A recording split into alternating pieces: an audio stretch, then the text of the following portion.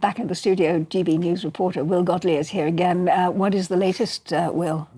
Well, Angela, we've in the last few minutes seen some very incredible pictures of the Skylight oil tanker. This is an oil tanker that's in the Iranian shadow fleet. It was designated by the United States in December last year. And this is footage now on your screens of that oil tanker on fire. The Oman Maritime Security Centre said earlier this morning that their crew of 20 was evacuated from the vessel. 4 people needed medical attention after the vessel was struck and caught on fire. The crew of 20, there is 15 Indian crew and 5 Iranian crew who were evacuated from the Skylight oil tanker, part of the Iranian shadow fleet, as this vessel continues to be on fire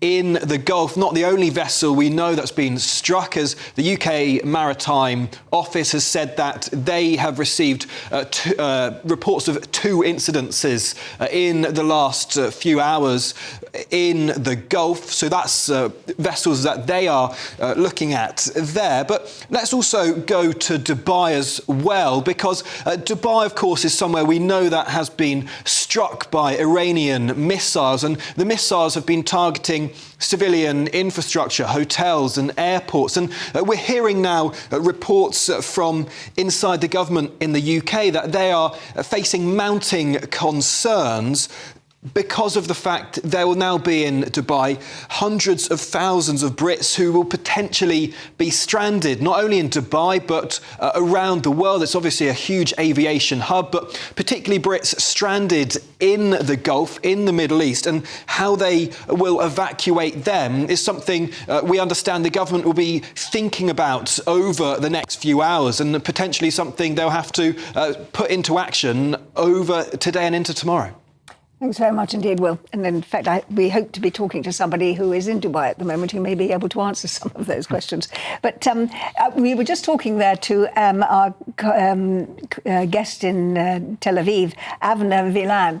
And one of the points that he made was that he felt that perhaps there was a turning point in Iran, that if members of the public did rise up again, that the police on the street would stop and think, are they going to shoot their brothers? You have the look of someone who thinks that is possibly not going to be a question that will be in the minds of most policemen in Iran. But do you see that as happening? Do you see a sort of popular turning? I don't. I go back to what Robert said earlier. In a country of 91 million plus, the scale of what's required, I think we can only speculate here from the UK, but the scale of that for a civilian-led regime change is so enormous. And you look at the thousands and thousands of people that have been murdered since the turn of the year. Okay, so I think that the likely most immediate outcome is going to be some form of decision or pivot from new leadership at the top. And meanwhile, our own government has an increasing priority. I mean, I was really pleased to hear, Angela, somebody there from the IDF saying how well British military had worked with them over recent days. But we've got now our bases in Cyprus, Qatar, UAE, Oman, Bahrain, and we've got a large number of British citizens who I can see immediately going to need help to be evacuated out of there. And that's going to be the most pressing area where we can make an impact. Laura. It is almost maddening to watch the rhetoric we've seen in the last 24 hours, which is, well, we've taken out the Ayatollah. It's up to you, the unarmed people of Iran who've been protesting for a year, who have been killed with lethal force over and over again, to overthrow this extremely long-lasting regime. It is not going to happen, and people will die in the process. We need now boots on the ground action, not air cover, because air cover kills people and doesn't enforce order in Iran. Let us look. That's realistic. I don't know what Trump's plan is right now. I think it is very unrealistic because if Trump will be looking at the midterms, and in terms of the midterms, this is a very popular move because it makes headlines and it seems to solve a problem, and boots on the ground and risking American soldiers' lives is not popular. But it needs to happen. Look at the last time that Iran was in a sort of revolutionary crisis point post-assassination. We got Ayatollah Khamenei, and we got the Ayatollah supported by secular and sort of Western protesters in a sort of state of flux and chaos. That could happen again. In the meantime, we could lose a fifth of the world's oil supply. The markets in the oil markets open tonight, and it is very likely we will see a price surge. That's what happens when you wade in and don't have a plan. Jack, what is likely to happen in America? I mean, he's not got full support from the American... He hasn't got the full support of Congress. He hasn't got the full support of the American people. Is he going to have to back off and effectively admit that having started this incursion, he's not going to then support the very people that he says he wants to help? That once again, having said, rise up, we're there to support you, and he disappears into the sunset. Yeah, well, firstly, on the domestic side, there's a sort of strange situation, really, where Congress, I think, is actually going to vote on this action next week, which is Next pretty week. weird. They've, of course, been completely sidelined. Constitutionally, of course, they do have a say, important say in military action and war. Based on what the guest, though, was saying, previous guest, excuse me, it kind of sounded to me like they were hoping for something similar to what happened in Egypt in 2011, where the security forces and military wouldn't shoot at their people. Yes. That's a pretty big gamble, to put it mildly. And then, you know, I'm not. Of course, the situations are very different, but you do wonder if it's going to be something like that, which I said is a massive gamble, or if it's going to be something perhaps more like what happened in Syria in 2012 with a brutal crackdown. In that case, with the use of chemical weapons multiple times and a protracted conflict that lasted far longer. So.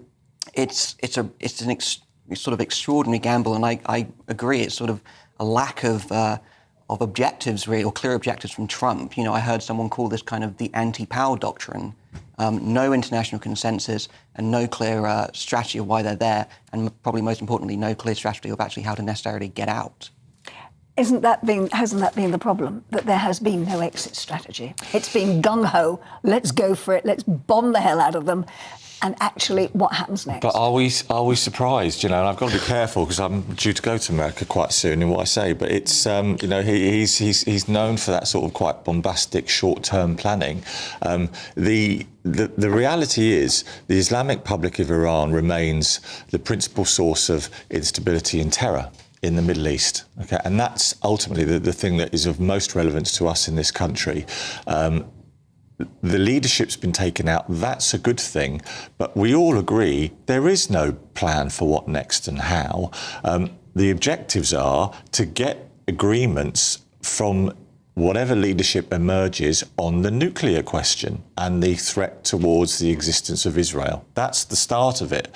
But none of us can be clear on where that or how that might emerge. But what I do agree on is, you know, I just can't see any ground forces coming from anywhere, and it just, you know, it may be the thing that would be needed in theory to do right by the people there, but does anyone here think that's going to happen? No. Lara, do you think that this is a betrayal of the people of Iran?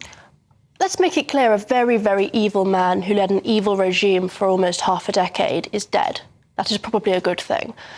But I think the failure to follow through from a political move that it was very popular to a very difficult and unpopular move is very, very disappointing for me. I am starting to wonder if the situation in terms of oil is going to change things.